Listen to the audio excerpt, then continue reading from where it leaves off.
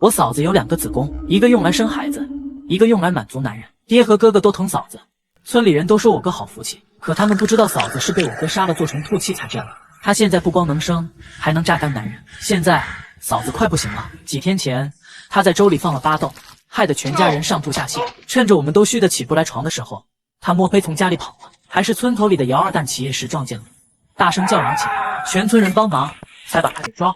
这可把我哥气坏了，抄起一根手臂粗的棍子，便拖着嫂子进了屋。一阵棍棒落下的闷声，嫂子的惨叫声响起，夹杂着我哥不停的咒骂：老子这3年亏待过你吗？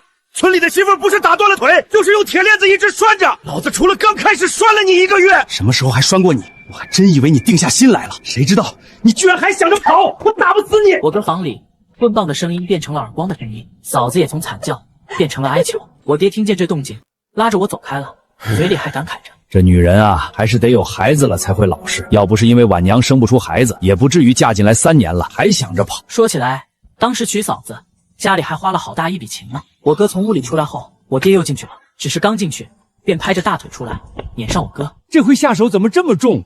人都吐血了。我哥紧了紧裤腰带，满不在乎地说：反正也是个下不出蛋的母鸡，现在又想着跑，留着也是个有异心的，就算弄死了也省粮食了。我爹转身锁上了房间门，满脸的不甘心。他一头钻到放杂物的屋子里，待到天黑才出来。我爹对我招了招手，让我去把王麻子叫过来，给我嫂子看看。我哥正在啃馍，听我爹这么说，叫住了我。有啥好看的？我下的手我能不清楚？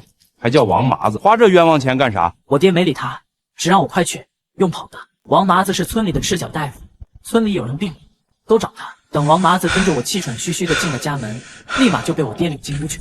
没待一会又出来了，我爹往王麻子手里塞了2张票子，神态十分严肃。王先生，我这儿媳妇无论如何您都想想办法，好歹让她再活上7天。等送走了王麻子，我哥不乐意了：爹呀，你这是干啥？我这把就没打算让这贱人活下来，揍他都是下了死手的。我还指望着他验了信儿，找个鬼媒娘牵线，拿他的聘礼再娶一个。我爹不说话，神神秘秘地关上了院门，又关紧了堂屋门。李娃子，你想不想有娃？我哥愣了一下，像是没听清。啥？爹，你不会是想用他的聘礼买个娃吧？我爹一巴掌拍在我哥后脑勺上。我是问你，你想不想有个有自己血缘的娃？你要是想，那晚娘就得再活7天。这下不光我哥愣了，我也不明白了。怎么让嫂子再活7天就能生个娃？我爹见我俩都一脸的不解，突然嘿嘿的笑了，从怀里掏出一本泛黄的旧书，他指着翻卷开的一页，让我们看。我和我哥把头凑过去，只见上面写着：兔期，取肥硕母兔1只，每日清晨，以男子鲜血连饲7日，以母兔入女体，女出兔尾，撵出血兔，兔期成。还没看完，我爹又指着后头一行字让我们看：兔期行与人无异，性温顺，双宫，善生产。看着我爹冒着金光的眼睛，我心中有了一个猜想。爹，您不会是想把嫂子做成兔妻吧？我爹哈哈一笑，拍了拍我的肩头。还是秋娃子机灵，晚娘反正都是活不成的了，不如就用她做这个兔妻，要是成了，咱家可就有香火了。我哥闻言也笑了，眼神不由自主地瞟向那上锁的房门。如果这兔妻真能做成，咱家不光能有香火，还能发大财呢。这下轮到我爹不解了，可我看着我哥嘴角挂上的香，猜到了，我们村向来缺女人，自然也缺香火，家家户户都缺。我爹去兔窝挑选了最肥硕的1只母兔，抱着进了屋。李娃子，快放血，喂兔子！我哥拿着刀，有些不乐意，反复问我爹：真得放足7天啊？我爹抱着母兔撇了撇嘴：反正书上说了，得同一个男人连放7天。你要是想要香火，那就得放。我哥从小怕血，听我爹这么说，眼珠子一转，指着我：书上只说男人的血，又没说哪个男人。让秋娃子放！我爹听了气不打一处来，抱着挣扎的兔子又不好撒手，只好踹了我哥一脚，嘴里骂道：你自己的媳妇儿，你让你弟给你养！我哥身形灵活的一躲，我哥没踹到，他戏谑的看了看我，又看了看我爹。秋娃子这不是年龄还没到吗？等他年龄到了，我不还得出钱给他买个媳妇？还是说，阿爷你来放血？眼看我爹气得吹胡子瞪眼，天边也渐渐现了鱼肚白，我心一横，从我哥手里夺过匕首，划开了手臂。我接了一碗血，递给我爹。说来也怪，那母兔子闻着血味，竟也不挣扎了，小鼻子一抽一抽的往着碗边走。我爹把兔子放到地上，碗也放到地上，那母兔子闻着味儿就蹦了过去，红红的小舌头舔舐着红红的血浆，终于在太阳完全出来前，把一整碗血都喝了个干干净净。我爹大喜，也不把母兔子放回兔窝了，干脆在我房里给它扎了个草窝。秋娃子，这几天你可照顾好这兔子，等你长大，爹也给你弄个好媳妇。接下来7天，我就负责照顾兔子，而我哥负责照顾嫂子。不能让他提前死了。这不，天才刚大亮，王麻子便提着草药包来了。我爹迎了上去，接过草药就一头扎进厨房，小心翼翼地包着嫂子的吊命汤。王麻子毕竟也只是个赤脚大夫，没什么大本事，就这药方也只能说是死马当成活马医，能不能吊住嫂子7天命也都还没准。我爹把包好的汤药送到我哥房里，我哥接了过去。我爹凑过去想帮着把嫂子扶起来，可我爹的手刚碰着嫂子的身体，嫂子便惊恐地叫起来，手也乱挥，险些把药打翻。我爹没辙，只好叫我去扶。我扶着嫂子的身子，让她靠在我肩上。我哥也罕见地温柔起来，每一口药都吹凉了喂给嫂子。嫂子眼中带着怀疑的神色打量着我们，却在看了我一眼之后，还是乖乖地张嘴喝了药。于是每日凌晨，我被我爹和我哥叫醒，放血喂兔子，再按着1日3餐，我爹煎药，我帮着扶人，我哥喂药。我们家所有人都提着一颗心，数着日子过。我们小心谨慎地伺候了嫂子5天，只要再过2天，再给母兔子喂上2次血，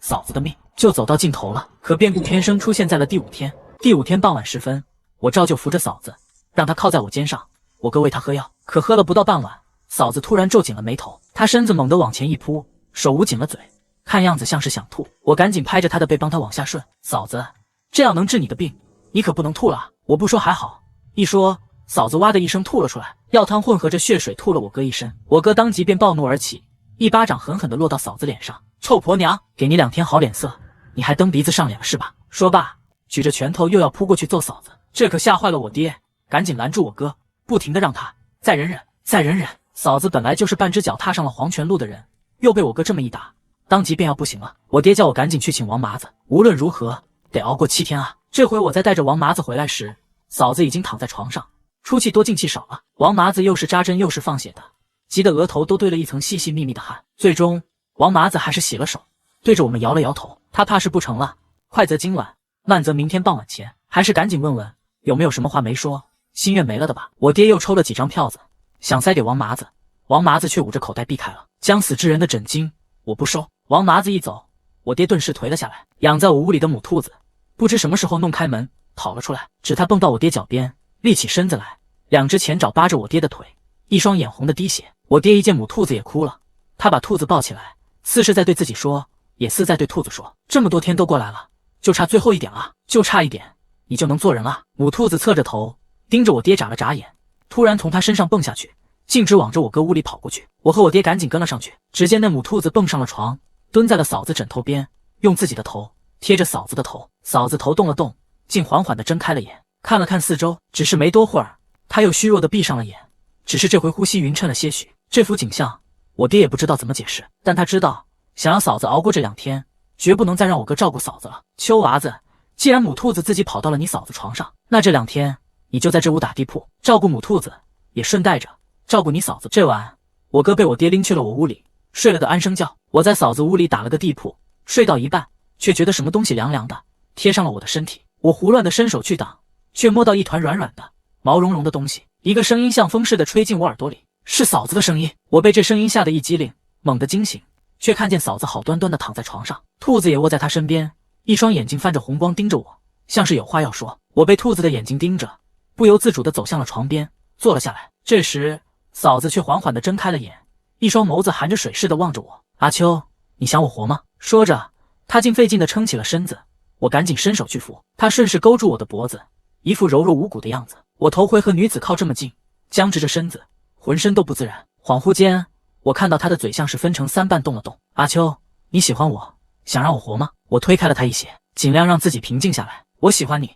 但只是拿你当嫂子，我自然也是想你。嫂子皱了皱眉，又想往我身边凑，吓得我赶紧躲开。她瞪了我一眼，语气娇嗔，那我要不是你嫂子，你就不想我活了？我赶忙摇摇头，对着她郑重道，我想你活，婉娘，我想你活。天亮之前我放了1碗血，先喂给了嫂子。我爹来叫我时，我正在放第2碗，那是给母兔子的。我爹看我喂完兔子，又走到嫂子床边，摸摸她的额头，又探探她的鼻息。她能撑到明天吗？我瞟了一眼床上的人，小声回答，王麻子不是说了活不过今天傍晚吗？话还没说完，我爹就已经出了屋。想来他不是在问我。约莫下午的时候，王麻子来了，他说他来送嫂子，可他进屋刚给嫂子把了脉，便惊得跳了起来。不可能，这不可能啊！我昨日分明已经摸到他的死脉，他活不过今天傍晚的。我爹和我哥被王麻子的叫声给引了进来，问我怎么回事。王麻子也抓着我的胳膊，问我嫂子昨晚有什么异常。我被3个人扯来扯去，半天说不出一句话。床上的嫂子悠悠转醒，开口从我爹他们手里救下了我。王先生，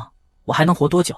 您就直说吧。王麻子看着自己坐起来的嫂子，像见了鬼似的。你现在与常人无异，死不了了。嫂子确实不像个快死的人了，不仅能坐起来，还能自己下地做饭了。我们谁都说不出个所以然。王麻子合计了好半天，才吐出一句：也许是回光返照吧。对，一定是回光返照，赶紧准备后事。回光返照坚持不了多久。说罢便匆匆离开了。听说嫂子是回光返照，我哥也难得发了一回慈悲，没使唤我嫂子，他想做啥都随他去了，只是一双眼一直盯着他，生怕他在我最后一次给母兔子喂血之前断了气。这一宿全家人过得胆战心惊，嫂子没搭理我们。到了晚上，自顾自上床睡去。我哥和我爹隔一会便探一下他的鼻息，好不容易熬到天快亮了，嫂子还有气。我爹声音里是藏不住的兴奋：秋娃子，快放血喂兔，等兔子喝完第7次血，嫂子就可以死了。而意外也就发生在兔子喝完第7，嫂子醒了，不仅不像王麻子说的回光返照，反而像是一夜之间全好了。如今的嫂子就跟3年前刚嫁到我家时一样健康。她见我们都围着她，满脸的错愕，懂事的起身去给我们做早饭。这下该我爹傻眼了，做兔期已经成功了一半，血兔已经喂好，就差一具新鲜的女尸。可偏偏该在这时候成为女体的嫂子又活了过来。古书上说，血兔做成须得1个时辰之内入体，否则前功尽弃。望向灶台前忙碌的身影，我不知道我哥和我爹会怎么选，是让血兔白费，留着一个健康的嫂子在家，还是害了嫂子，赌一把兔期的传说。我私心是想嫂子活的。平日里我哥欺负我时，只有嫂子会偷偷安慰我2句，可在这件事上我说不上话，一切都得我哥和我爹拿主意。我爹看了眼忙活的嫂子，皱了皱眉，有些不忍心的开口：丽娃子，要不先不做兔期了吧？晚娘嫁进来也没有做过什么对不起老李家的。我哥哼了一声，拖了个凳子坐下。他给全家下巴斗，想跑还不算对不起我们家。他嫁进来3年，别说儿子，连个闺女都生不出来，不算对不起我们家。我爹让我哥问得哑口无言。我哥见状，脑子突然灵光了似的，把头凑到我爹面前：爹，我要是没记错的话，兔期做成也是女人的模样，对吧？我爹点了点头。我哥笑了：那当然是做兔期了。你想啊，晚娘虽然平日里还算听话，但毕竟有一心了，咱把她做成兔期，一准儿不会再跑。晚娘有的优点，兔期都有，最重要的是兔期能生啊。你不想抱孙子了？抱孙子3个字戳中了我爹半辈子的心事，他脸上最后一丝不忍隐去，给我使了个眼色。父子2人顺手取下墙上的麻绳，一前一后的就进了厨房。紧接着厨房响起一声惊呼，而后是锅碗掉地的声音，若有似无的还有嫂子求救的声音。我下意识起身想奔去厨房，但走到门口却又止住了脚步。我不能坏了家里的大事。我躲回屋里，用被子蒙住自己的头，试图挡住那声音钻进我的耳朵。我不停地告诉自己，嫂子不是我害的，我只是不作为，我没有作恶。也不知过了多久，我爹把我从被子里捞出来，我浑身的衣裳已经被汗湿透。走吧，该做兔期了，不然该误了时辰了。嫂子躺在床上，我哥已经替她换好了衣裳，一身新嫁娘的嫁衣，却不是红色，而是白色，只是肩头有着2点红，恰似兔子的一双红眼。见我来了，我哥赶忙招手：秋娃子，快过来，帮我抓住晚娘，好做兔期。我有些发怵，磨磨唧唧的不敢上前。我哥蹙眉，一脚踢在我屁股上，嘴里骂道：废物玩意儿，有什么好怕的？再不帮忙，耽误了做兔期，老子连你一起弄死。我这才战战兢兢地挪到嫂子身边，按我爹的指示按住嫂子。我爹捉出血兔，放到床上，嘴里念念有词。我被吓得闭起了眼睛，只听见耳边逐渐响起兔子吃草的声音。过了许久，随着我爹惊喜的一呼，我被我哥一把推到地上。没用的东西，还好没耽误兔期做成。爹，现在我们就只需要等了，对吧？我爹把嫂子的衣服重新整理好，点了点头。接下来每天午夜时先开嫁衣看看，如果晚娘长出了兔尾巴，就要把沾了露水的草塞进她嘴里。这样一来，兔期的本事受限制，才能温顺亲人。看尾巴这活儿，顺带会看了嫂子的身子。我哥怕我一个人去看嫂子的身子占便宜，便主动揽了这活儿。我也乐得清闲，7天没睡好了，我正好补补觉。可安生觉才睡了3天，我哥半夜的惊呼就打断了我的美梦。我和爹到他房里时，他手里正高高的举着嫂子的裙角，尾巴长出来了。我爹赶忙去院里摘了沾了露水的草，塞进了嫂子嘴里。一直等到鸡叫第1声的时候，嫂子的身体动了动，接着有什么东西从她身子里钻了出来。我一看，赫然是我用血喂养了7天的那只母兔子。我爹和我哥盯着嫂子娩出的母兔尸体，大气都不敢出。时间1分1秒的过去，嫂子还是没有半分醒来的迹象。我哥忍不住抱怨起来，说都怪我爹找的鬼方法，害了嫂子，早知道就不做兔期了，我还能有个媳妇。现在倒好，什么都没了。我爹张了张嘴，想说什么，最终还是咽了回去。外头鸡叫了第一声，我哥起身准备回屋，我和爹也跟着起身。可还没等我们走出房门，身后突然传来一声重重的呼吸声。爹、大力、阿秋，你们去哪儿？我们三人身子齐齐一顿，僵硬的转过身去。床上的嫂子像是刚睡醒似的，见我们都看着她，才慌忙的用嫁衣遮住自己的身子。吐气成了。见到嫂子复生，我心里头是高兴的，可嫂子看我的眼神却陌生了很多，反倒是往日里她看我哥都是满脸的惧怕，如今却是充满了爱意。往日里看到我爹在看他就躲的嫂子，如今竟还对我爹笑着眨了眨眼。我哥和我爹都说做兔妻做对了，从前晚娘就没有这么懂事过。是啊，也没这么有风情过。嫂子成了兔妻之后，原本她的那份家务活全都落在了我身上。我哥说他懂得心疼人了，自己也要心疼他，天天和嫂子关在房里，两人没日没夜的只有吃饭的时候，一家人才能见上一面。也不知道是不是我的错觉，我总觉得我哥瘦了很多。有时候我问起，嫂子脸上便泛起一阵红霞，我哥却是一脸的得意。秋娃子，你还小，不懂。这男人啊，遇到了好女人是会瘦的。每当这时，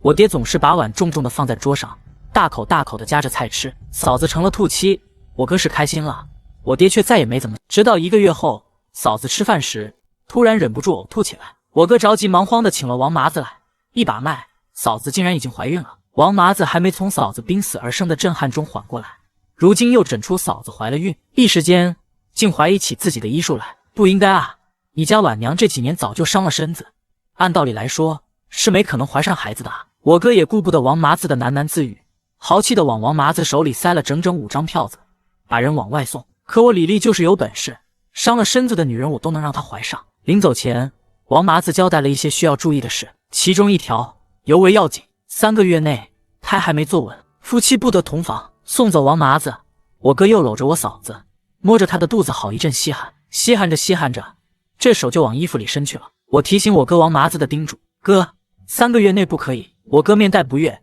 打断我，毛都没长齐的东西，你懂什么？说着便打横抱起嫂子，径直进了屋，床咿呀呀的叫了起来。这一叫便又是1个月，我哥和嫂子竟是连吃饭都不出房门了，要我做好了端到房门口放着，他们饿了自己会端进去吃。期间王麻子也上门过，说要给我嫂子看看胎，可哥嫂光顾着忙，连门都不曾开。等房门再开时，已经是嫂子做了兔妻快3个月了。嫂子挺着旁人2个大的孕肚走出来，说我哥唤我进去。擦身而过时，他的手还在我肩上搭了一下，嫂子的手勾得我心猿意马，还不待我遐想些什么，我便被我哥的模样害住了。我哥1.7米的个子，往日很是壮硕，得有190斤，可如今床上躺着的人身形佝偻，看上去不过1.6米。他一身皮包骨头，脸颊和眼眶也深深的凹陷了下去，整个人在床上蜷缩成一团，看上去不到70斤的模样。我有些不敢认，他对我招了招手，气若游丝的唤我，秋娃子，你来扶我起来。这熟悉的声音不是我哥又是谁？我3步并作2步走到床边，把我哥扶起来。他如今这副身子轻飘飘的，跟纸糊的似的，我扶着他总感觉像抱着一个纸人。我哥脸色苍白，眼下乌青，他望着我，眼中含泪，把我的脸掰到他的嘴边。兔妻是恶鬼来索命了，他生崽是用男人的命来换的，快跑，远离兔妻。说完，他便像是耗尽了力气似的垂下了手。他瞪大了眼，看着眼前的空气，似是看到了什么极恐怖的画面，大口大口的喘着气。我被我哥的样子和他说的话吓坏了，出了屋，头也不回的跑了出去，鞋都跑丢了。我在村头找到我爹，把我哥的话告诉他。这些日子我哥嫂房里的动静太大，我爹白日里都躲出去。听我这么一说，我爹先是一愣，随即想起了什么，顿时变了脸色。他起身拔腿就往家跑，脚下比我还快。等我紧赶慢赶进到院里时，我爹已经急匆匆的进了我哥的屋，又出来了。我还没来得及喘匀气，我爹冲过来对着我就是一巴掌。我爹瞪着我，臭小子，拿你老子寻开心事不？老子推门进去的时候，你哥分明白白胖胖的，哪有你说的那副要死不活的样子？像是为了验证他的话，我哥衣衫不整的扶着我嫂子出现在房门口，现在哪还有刚才那副害人的骷髅模样，分明比之前还白胖了些，看上去得有200斤了。他一双眼泛着红，盯着我，阴恻恻的笑着，秋娃子想女人了是不？你咒我，你嫂子也是我女人。我爹啐了我一口，又给了我2巴掌，便打发我去烧饭。这事儿就这么过了。过了不到1星期，我哥突然半夜把我和爹都叫醒了，只见他浑身是血，脸上又是惶恐又带着笑的，生了。我爹没听清楚，晚娘晚上吃撑了。我哥用满是血污的手抹了一把脸，一字一顿地说，晚娘生了，是个大胖小子。我有儿子了，爹，你当爷爷了。我爹这下瞌睡全醒了，一把抓住我哥的肩膀，瞪大了眼。你说啥？婉娘她才怀了2个月就生了。我哥索性拉着我爹直接冲到嫂子的卧室，我也跟了上去。只见嫂子躺在床上，她旁边确实有一个小娃娃，一身皮肤白得跟雪似的，唯独2只眼睛透着些微红。因为小侄的出生，这宿家里谁都没睡，好不容易忙活到天亮，安顿好了一切，嫂子却突然扶着肚子大叫起来，不好，另一个也要生了，是女儿。我哥诧异，这孩子还没生呢，你怎么知道是男是女？嫂子额头沁出细细密密的汗，大口大口的喘着气。大力，你忘了我是兔妻，兔妻能左右胎儿性别，老大给你生了个儿子，老二我想要个闺女。我哥闻言大呼神奇，我却突然想起我爹的古书上有一句，兔妻双宫善生产，难怪嫂子怀胎肚子是旁人的2倍大，她这是双宫都怀了。我能想到，我哥自然也能。在忙活着给嫂子接生第2胎的时候，我分明他听见我哥在问我爹，婉娘是双宫对不对？她一个子宫怀孕，并不影响她另一个子宫受孕对不对？不知为何，看着他眼中透出的渴望和我爹点头时的坚定，我心中升起一丝不祥的预。第2胎嫂子生了个女孩，因着1夜2孩的功劳，我哥杀了一只老母鸡给她补身体。只是没想到，鸡汤送到床边时，嫂子抓着小侄女的手就要往嘴里送，我哥当即又扬起了手，嫂子却有些委屈，我饿了吗？再说了，这孩子气味有些不一样，我忍不住。这话说的，我哥再也忍不住了，放下鸡汤扑过去就是一巴掌。我爹赶忙用身子挡在嫂子前头，死命的拦，这不是还没怎么样吗？再说了，一个女娃子有什么大不了的，可别打坏了咱家的子孙。我爹这么一劝，我哥也不好再发作，嫂子又得以继续休养。只是这回我哥不敢再饿着她了。嫂子休养了才不到1星期，他们屋里的床又咿呀呀的叫唤上。我哥不在卧室的时候，我爹也想进去，却被我哥拦了下来。如果这次有了，这怎么算？气得我爹大骂我哥不孝，老子都这把年纪，就是神仙也不可能让他怀啊！我爹脸色铁青的抬脚就要出门，可还没等走到院门口呢，他又被我哥拦了下来。您不是神仙，可婉娘是啊。我爹打量着我哥，有些纳闷。我哥脸色有些灰暗，声音也小了些。我索性实话跟您说了，过去3年一直没有孩子，是因为我不行，我做不了男人的事。他瞥了我一眼，我赶紧低头装作干活，才听他继续说，我绝不允许他比我先生出孩子。我哥说完，一双眼直勾勾地盯着我爹，盯了好久。爹，现在的婉娘你碰不得，但我有办法让您享福。我爹不解，我哥嘿嘿一笑，指了指门外，咱们李家村最缺的是啥？是香火。村里人多的是娶不起媳妇，生不出孩子的汉子。他又把头往我爹耳边凑了凑，语气中略带得意。我也不瞒您，就这几次，婉娘又怀上了，可她另一个子宫还空着呢。咱家已经有了香火，再生多也没用。但婉娘能生，她就是那个会下金蛋的母鸡。我爹愕然，说话都结巴起来。你的意思是？我哥握住我爹的手，点了点头，把婉娘多的那个子宫租出去。那些想要香火的男人，要么交钱，要么就得带女人来给您享用。嫂子的子宫就这么在她不知情的时候，成了村里公有的资源。家家户户都知道我们家有个能生的女人，不光容易怀，还只需要2个月就能生下来。最重要的是，不管男人行不行，她都能生出那男人的种。一时间，村里的男人有钱的出钱，没钱的就把自己的女儿、姐妹，甚至母亲送到我爹的床上，只求换得一次爬上嫂子床的机会，生下一个有自己血脉的儿子，延续香火。我本以为嫂子是不愿意的，可我哥领着村里老老少少的男人们进家门时，嫂子脸上却是含着春意的笑。她牵着男人们的衣角把他们领进屋，1个、2个、3个，直到全村的男人都来过。而后的2个月，来过的男人又提着厚重的谢礼上门抱走了自己的孩。至于怎么分辨哪个孩子是谁家的，我哥早就在小本本上把每个男人进嫂子屋的时间都记了个清清楚楚。而出生的孩子眉眼间都像极了生父，是以从来没有人怀疑过会从给嫂子肚子里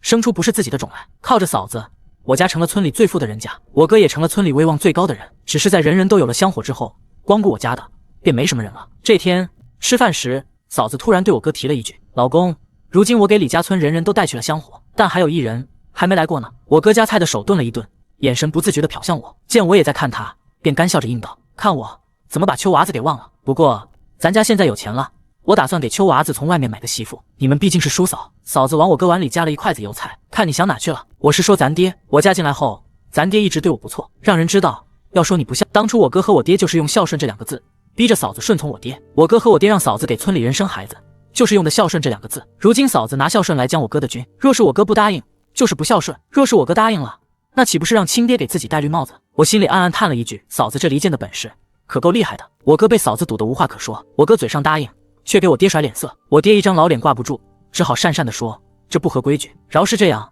我哥也依旧防贼似的防着我爹，一直等到嫂子月事来了，我哥才终于彻底放下心来。古书上说的果然没错，兔妻是个好东西啊。我哥一个人没日没夜的在嫂子房里逍遥，我想他们一定没留意古书上关于兔妻还有一句话，兔妻姓嬴，与人交，能以寿受种，亦能以念受子。快活的日子不过月余。嫂子又倚着门叫我，你爹，你哥找你呢。你爹倒和你一样，还真把持得住。没办法，我只能用法术吸干他的寿命了。进了我哥的卧室，床上躺着的是2具相似的骷髅，左边那个是我哥，比我上次见到他这副样子时又消瘦了几分。右边那个是我爹，整个人已经像是烧干的柴火，仿佛一碰就会碎。我站在床边望着我爹，我跟您说过会变成骷髅的，我哥也变成骷髅了，您怎么不信呢？嫂子进来，顺手关上门，走到我身后，伏在我肩上。阿秋，你还不打算告诉他们吗？他俩可活不到天亮了，难道真要让他俩糊里糊涂的死？我爹已经双眼迷离，可我哥听了这话，像是想到了什么，他伸出枯瘦的手指，颤抖着指着我，又指着嫂子。你们。嫂子像是很惊喜似的，眼睛都亮了，她身子微微往前倾。你猜到了对不对？我们的儿子不是你儿子，是我和阿秋的孩子。我哥气得直接呕了一口血，还想说些什么，嘴里却发不出声。嫂子伸手握住了我哥伸出来的手，颇为体贴。你是想问我和阿秋是什么时候的事吗？你忘了，就在我被你打得快要死的时候，就在你们谋划着用我做兔妻的时候，你们都不肯管我，让阿秋守着我。阿秋虽然拒绝了我，但兔妻可以用心念受子，我把你的孩子变成了阿秋的血脉，你依旧无后。我哥怒火攻心，整张脸憋得通红，眼看就快不行了。嫂子拽着我走出屋子，村子里各处此时都响起了和我家同样的惨叫声。嫂子把头靠向我肩上，轻声问我，你后悔吗？不，我怎么会后悔呢？从小我爹偏心我哥，待我并不好，我哥也以欺负我为乐，这种情况一直持续到嫂子被买。而村里的男人们从没有人对我释放过一分善意，他们有今天，这都是他们应得的，我怎么会后悔呢？我淡淡的笑了笑，不动声色的挪开身子。嫂子靠了个空，我抬眸看了看夜空，假装没有看到他怨毒的眼神，淡淡回道，不后悔。他抬起头，手指划过我的喉结。我是问，在我可以活的时候，你任由他们害了我做兔妻，对于你的不作为，你后悔吗？我站在原地，喉结上还残留着嫂子指尖的凉意。我想开口说些什么，可话到嘴边又咽了回去。嫂子，不，婉娘。她看我的眼神已经变了，那不再是对我的试探，而是对一个将死之人的最后审判。她收回手指，轻轻摩挲着自己的指尖。阿秋，你知道吗？我其实给过你活命的机会。她笑了，笑容和3年前刚嫁进李家时一模一样，温顺怯懦，像一只被吓坏了的小兔子。可如今的我知道，那副皮囊下藏着的是怎样的狠。她转过身，背对着我，你哥打我的时候，你只要喊一声就能让他停手，可你没有。我爹要我做兔妻的时候，你只要偷偷放我走，我就能活。那一夜，我求你要我，不是完璧之身，做不成兔妻，他们杀了我也是白杀。他回过头，眼角有泪，可嘴角却挂着笑。可你还是没有。我张了张嘴，说不出一个字。他说的都对。婉娘走过来，伸手抚上我的脸。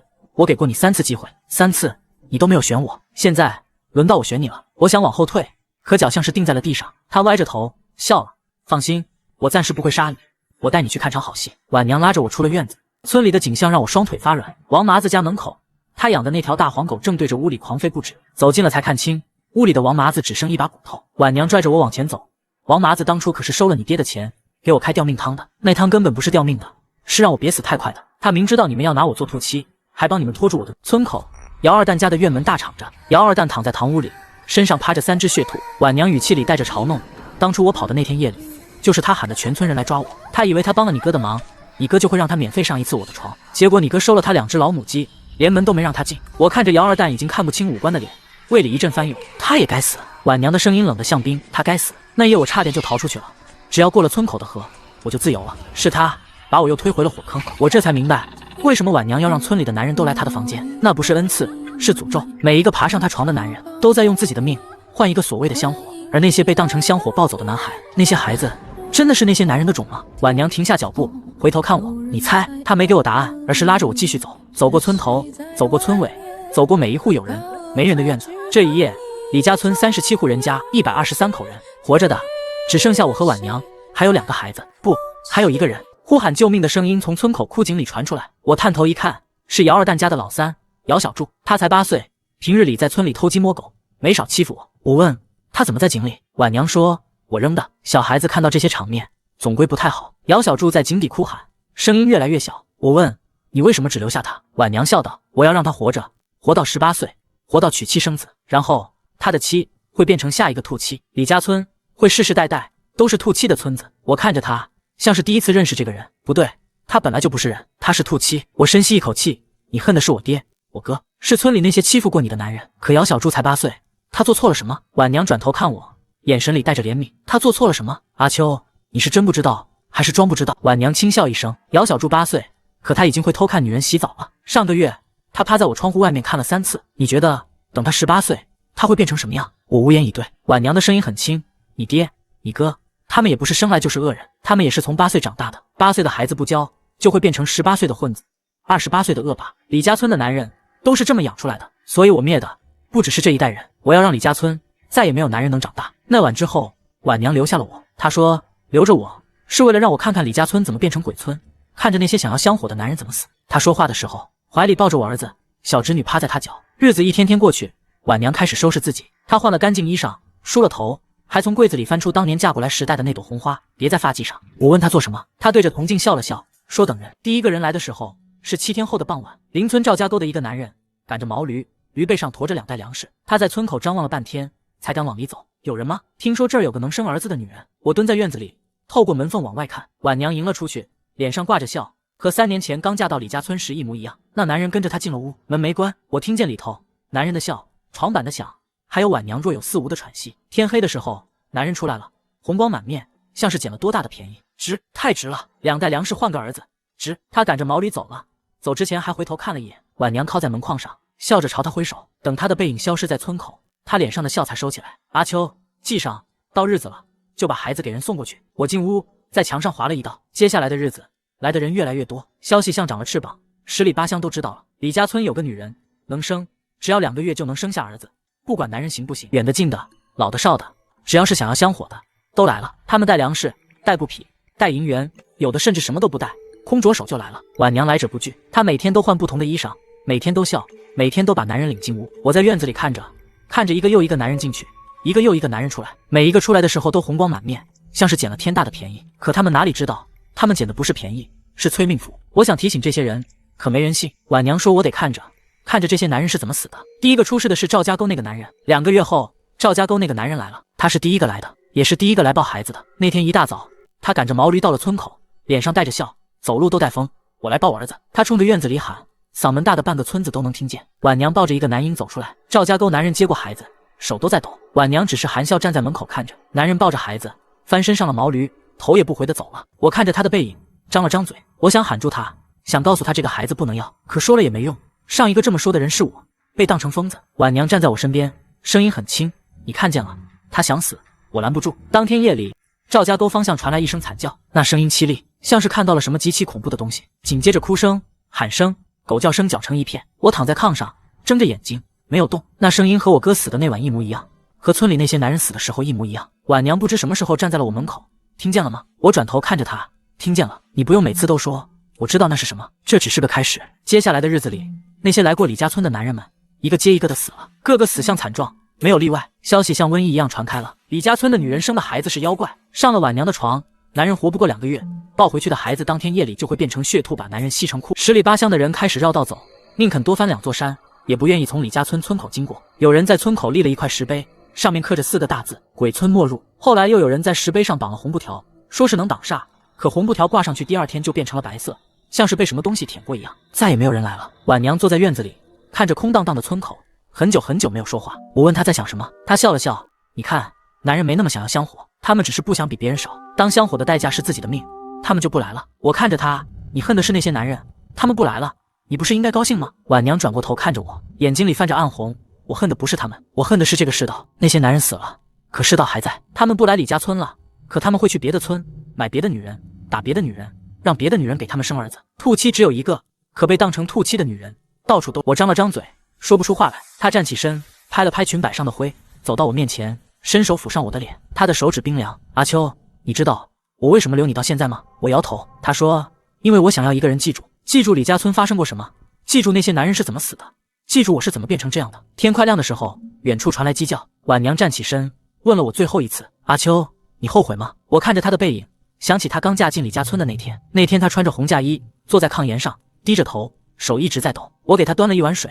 她抬起头看了我一眼，说了谢谢。那是她在这个家里听到的第一句不是命令的话，也是她最后一次对我露出真心的笑。后来她就被打、被骂、被拴、被做成兔妻，被村里的男人一个一个的爬上床，而我一直看着，什么都没做。我低声说了句后悔。婉娘沉默了很久，然后笑了，那笑声很轻，轻的像风吹过枯井，像兔子在夜里叫。阿秋，下辈子别不作为了。李秋没机会再开口了，我杀了他。他和李老头、李丽、以及李家村的其他人都一样。该死！或许他会觉得他没有对我施暴，没有对我作恶，他只是不作为。可他的不作为就是作恶。当初我被人以2000块的价格卖给了李丽做媳妇，最开始我是有机会跑的。李秋同情我，我让他帮我逃，可他说要是被他爹他哥知道了，他要挨打的。你看我的一生还比不过他的一顿打重药。后来他也是可以帮我的，很多次李丽打我的时候，李老头打骂我的时候，他都在附近，只要他弄出点动静，就能让我少受些罪。但他没有，他只是不作为。是啊，他从来都只是不作为，就连我求活命的那一夜，他也躲开了我，依旧只是不作为。我给了他3次机会，他都没理会。既然如此，就别怪我让他魂飞魄散，永世不得超生。他们李家村的人全部都该死，不过都是些披着人皮的畜生罢了。我站在李家村的废墟上，风从四面八方吹来，带着血腥气和兔子的叫声。远处又有人在赶路，他们要去下一个村子，买下一个女人，生下一个儿子。兔妻的诅咒没有消失，他只是换了一个地方重新